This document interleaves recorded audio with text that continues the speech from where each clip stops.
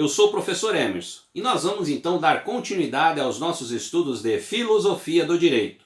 Hoje, mais precisamente, estaremos discutindo o positivismo jurídico a partir da escola de exégese, a escola francesa.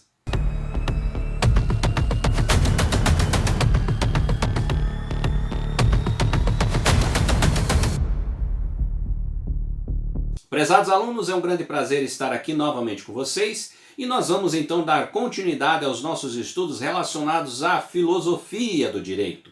Hoje estaremos discutindo aspectos relacionados ao positivismo jurídico, mais precisamente com as contribuições do professor Norbert Bobbio, que vai efetivamente trazer alguns aspectos importantes relacionados aqui à escola de exégese, que é efetivamente uma representatividade muito forte sobre o positivismo jurídico. Vamos então ao nosso primeiro slide. Se buscarmos as causas que determinaram o advento da escola de exégese, nos parecerá possível agrupá-las em 5 pontos. Vamos então a eles. A primeira causa é representada pelo próprio fato da codificação. Esta serve, com efeito, como uma espécie de prontuário para resolver, se não todas, ao menos as principais controvérsias. Como por evidência Ehrlich em seu trabalho, A Lógica dos Juristas, os operadores de direito procuram sempre a via mais simples e mais curta para resolver uma dada questão. Ora, é indubitável que, existindo um código, a via mais simples e mais curta consiste em procurar a solução do próprio código, desprezando as outras fontes das quais poderia produzir uma norma de decisão, sendo o manuseio dessas fontes mais complexo e difícil do que o direito codificado. Aqui a gente vai observar alguns pontos importantes que o professor Bobbio vai nos trazer efetivamente com relação às características do processo de formação da escola de exégese, que vai efetivamente trazer essa importância da codificação, que isso nós percebemos que é uma das referências dessa escola, e esse processo sendo ele trazido, e utilizado na íntegra. Então a gente vai perceber que alguns dos aspectos eles são direcionados a essa relação que é apresentado para nós aqui, segundo o texto do professor Norbert Bobbio. Vamos adiante então do nosso próximo slide. Uma segunda razão que é apresentada pela mentalidade dos juristas, denominada pelo princípio da autoridade.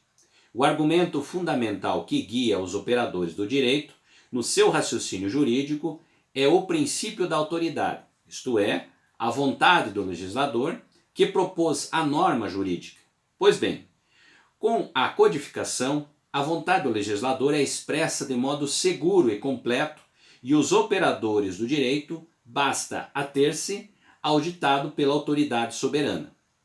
Essa mentalidade é expressa de maneira pragmática, pelo parecer formulado pelo Tribunal de Apreciação de Rouen, com a referência ao discurso preliminar de Portales, discurso que foi distribuído juntamente com o texto do projeto do Código para os órgãos judiciários superiores da França, visando obter sua apreciação. Bom, aqui a gente vai poder perceber então que essa razão, no caso, expressa para os juristas, vai ser um ponto fundamental. A própria prática do jurista é um dos aspectos importantíssimos para a efetiva aplicação dessa relação do que vai se entender como uma escola de exégese. É expressa por um processo da referência da própria norma. Então aí a gente vai perceber que essa condução, sem dúvida nenhuma, tem um papel importantíssimo aqui com relação a esse universo dos juristas. Vamos então à próxima informação. Uma terceira causa que pode ser considerada como justificação jurídico-filosófica da fidelidade ao código é representada pela doutrina da separação dos poderes, que constitui fundamento ideológico da estrutura do Estado moderno, legislativo, executivo e judiciário. Com base nessa teoria, o juiz não poderia criar o direito, Caso contrário, invadiria a esfera de competência do Poder Legislativo, mas deveria, de acordo com a imagem de Montesquieu, ser somente a boca através da qual fala a lei. Nota-se como essa imagem reapareceu na expressão do Tribunal de Rouen, segundo o qual reclamação por elementos normativos estranho ao Código sufocaria a voz dos legisladores. Mais uma referência que se faz a esse processo da chamada fidelidade ao Código. Então a gente vai perceber que a referência, por exemplo, da utilização do Código, bem como para resolver os problemas existentes dentro desse cenário jurídico, será então a referência maior. Ela vai estar referendada, ela vai ser um processo pelo qual deve se utilizar então, nessa visão construída pela própria escola de exégese, que está dentro dessa linha de raciocínio, ou seja, a evidência e a importância da utilização do código. Vamos adiante então no nosso próximo slide. Outro fator de natureza também ideológico é representado pelo princípio da certeza do direito, segundo o qual os associados podem ter do direito um critério seguro de conduta somente conhecendo antecipadamente, com exatidão, as consequências de seu comportamento. Ora, a certeza só é garantida quando existe um corpo estável de leis. Há aqueles que devem resolver as controvérsias, se fundam nas normas nelas contidas e não em outros critérios. O caso contrário, a decisão se torna arbitrária e o cidadão não pode mais prever com segurança as consequências das próprias ações. A exigência da segurança jurídica faz com que o jurista deva renunciar a todas as contribuições criativas na interpretação da lei, limitando-se simplesmente a tomar explícito através de um procedimento lógico aquilo que já está implicitamente estabelecido na lei. Bom, não tratamos basicamente de um processo de interpretação, tratamos basicamente de um processo ao qual a rigorosidade da utilização da norma ela passa a ser um preceito de exigência diante desse princípio jurídico aqui, dessa corrente jurídica. Então percebam vocês que a lei ela deve ser estável, ela deve resolver as controvérsias e com isso efetivamente dando uma garantia para a outra parte também com relação à aplicabilidade da lei. Vamos então ao nosso próximo slide. Um último motivo é de natureza política. É representado pelas pressões exercidas pelo regime napoleônico sobre os estabelecimentos reorganizados de ensino superior do direito, a fim de que se fosse ensinado somente direito positivo e se deixasse de lado as teorias gerais do direito e as concepções jusnaturalistas. A influência exercida pelo poder político no desenvolvimento das tendências positivistas é exemplarmente ilustrada pela mudança radical de orientação no próprio ensino ministrado entre 1804 e 1805, por um jurista da época, Morand, segundo no qual se diz, num discurso comemorativo, esse jurista tinha primeiramente ensinado de uma cátedra de legislação, uma espécie de teoria geral do direito, que pretendia individualizar o modelo ideal de todas as leis positivas. Entre 1804 e 1805, Morand se converteu à exégese e foi nomeado professor do Código Civil da Escola de Paris. Percebam vocês que nesse universo, não somente a composição e a instituição pelo próprio governo, né, no caso, essa relação da aplicação da escola de exégese, seus princípios, né, nós teremos efetivamente esse processo também dentro da formação daqueles que vão ser os futuros operadores do direito. Então essa formação já está sendo direcionada nesse universo parisiense, que é efetivamente as universidades aderirem a esse processo, né, que seriam, em outras palavras, essas características básicas aqui da escola de exégese. Assim, bem como também deixar de lado aquilo que seria princípios importantes a serem estudados como características do justnaturalismo. Aqui dentro dessa relação nós temos um forte espaço direcionado ao positivismo jurídico. Vamos então ao nosso próximo slide. Os caracteres fundamentais da escola de exégese. A inversão das relações tradicionais entre o direito natural e o direito positivo, diante da bilinear tradição cultural dos juristas, filósofos, teólogos relativa ao direito natural e os expoentes da escola exegética, se sentem um pouco intimidados e não ousam negar tão simplesmente tal direito, mas dele valorizam a importância e o significado prático, reduzindo-o a uma noção desprovida de interesse para o jurista. Aqui entraremos então algumas características fundamentais que vão fazer parte dessa relação da escola de exégese. Características essas que vão ser estruturantes dentro desse processo, ou seja, desse novo formato, né, que vai ser a perspectiva do positivismo jurídico sendo aplicado então nesse território francês. Vamos adiante então no nosso próximo slide. Um segundo aspecto é representado pela concepção rigidamente estatal de direito, segundo o qual os juristas são exclusivamente as normas postas pelo Estado, ou de qualquer forma, que conduzam a um reconhecimento por parte dele.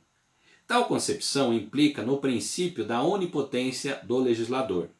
Esse princípio não coincide com a negação genérica do direito natural, porque importa também a negação de todo tipo de direito positivo, diferente daquele posto pela lei, como o direito consuetudinário, o direito judiciário e principalmente o direito científico.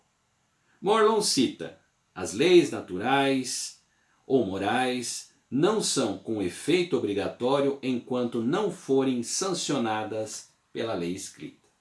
Aqui a gente pode perceber que esse critério baseado na representação da norma e tudo que pode estar definitivamente oficializado pelo Estado, ou seja, escrito pela norma, né, é o que vai efetivamente ser representado, é o que vai efetivamente ser reconhecido e o que vai ser aplicado. Portanto, normas que não estão efetivamente regulamentadas dentro desse cenário, né, não vão ser aquelas que serão representadas e respeitadas.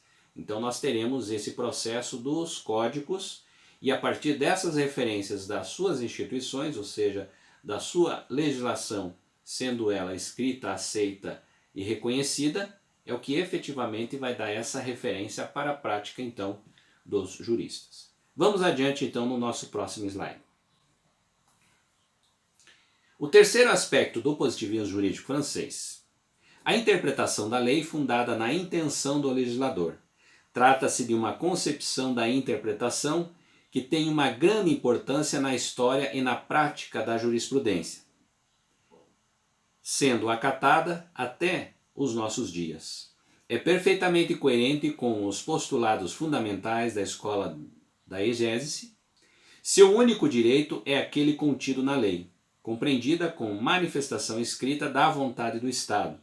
Torna-se então natural conceber a interpretação do direito como busca da vontade dos legisladores, naqueles casos nos quais elas não deflui imediatamente do próprio texto legislativo e de todas as técnicas hermenêuticas que são empregadas para atingir tal propósito. Aqui a gente já tem efetivamente um espaço um pouco maior, que é a relação, né, da própria intenção e interpretação do legislador, que vai, em outras palavras, condicionar também o universo próximo e presente dentro dessa realidade do que nós entendemos como o positivismo jurídico francês. Vamos então ao nosso próximo slide. O quarto aspecto é o culto do texto à lei, pelo qual o intérprete deve ser rigorosamente subordinado às disposições dos artigos do Código.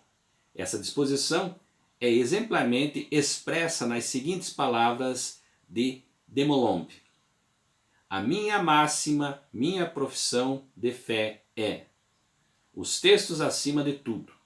Eu publico um curso de códigos de Napoleão. Tenho, portanto, por finalidade interpretar, explicar o próprio Código de Napoleão, considerado como lei viva, como lei aplicável e obrigatória, e a minha preferência pelo método dogmático não me impedirá de tomar sempre por base os próprios artigos da lei. Novamente, a gente pode então fazer essa referência, né, da importância do código, da importância do texto, da importância da interpretação desse texto que é apresentado e deste texto que é referendado pelo governo. Assim a gente vai ter então efetivamente, né, a impossibilidade de outros aspectos trazerem uma interpretação. E ele fica, na realidade, centrado somente dentro desse universo estabelecido pela lei. E o que é efetivamente composto dentro dos textos, que são os textos oficiais, né, estabelecidos dentro desse cenário. Vamos então ao nosso próximo slide. O último aspecto da escola de exégese que devemos destacar é o respeito pelo princípio da autoridade. A tentativa de demonstrar a justeza ou a verdade de uma proposição, apelando para a afirmação de um personagem cuja palavra não pode ser colocada em discussão. É permanente e geral na história das ideias o recurso dos princípios da autoridade, é, entretanto, comumente praticado no campo do direito. E, pelo contrário, tal princípio é de máxima importância para compreender a mentalidade e o comportamento jurídico. Aqui nós conseguimos perceber então como efetivamente esse processo da escola de exégese vai se constituir dentro do cenário francês, rompendo efetivamente com grandes características que anteriores foram instituídas dentro dos princípios do justnaturalismo. Aqui a gente vai ter então alguns dos critérios, né, dessa relação do positivismo jurídico sendo aplicado então no processo da codificação, no processo da referência do Código Napoleônico, sendo ele aplicado na íntegra e com um processo de uma rigorosidade muito grande. A todos vocês, muito obrigado, espero que tenha contribuído e nos encontramos aqui na nossa próxima aula.